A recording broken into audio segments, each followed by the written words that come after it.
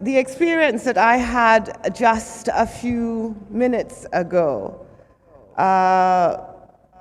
the experience of walking through the pathway of history, of being able to sense the power that was here in 1955, when history was made, when Indonesia was the center of the world and had curated a conference that was earth-shattering, one that would change the direction of international relations for time immemorial, time infinitum. It was such an act of courage, such an act of vision. And I think the delegation that I am with today from the Ministry of Foreign Affairs of Kenya and from the University of Nairobi and others who have joined us sensed that power, were enthused by it. I felt light on my feet. I felt suddenly revolutionary in my thinking.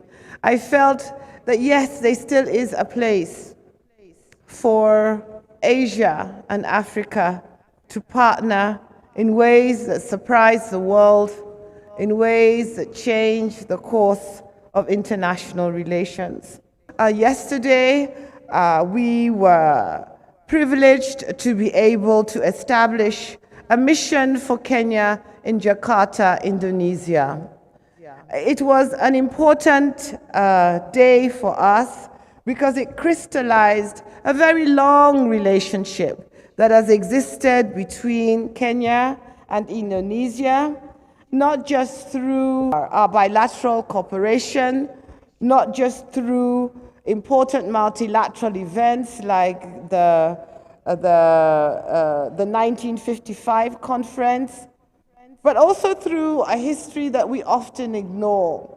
We often ignore that Indonesians and Africans are not strangers to each other, and that there is historical evidence that dates back to the 15th, 16th century that tells us that Indonesia, tradesmen and sailors were already traversing the coast of Eastern Africa. They were sailing down from places like Jakarta all the way to the Cape of Good Hope. It also tells us that our desire to collaborate, to deepen our relations with Indonesia by establishing a mission in Jakarta is not a mistake. It's a continuation of an interaction.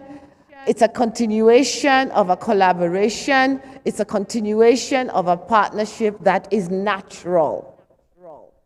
I hope that in the future, we will be able to form linkages between ASEAN and the East Africa community, that Kenya itself will one day perhaps have observer status in ASEAN.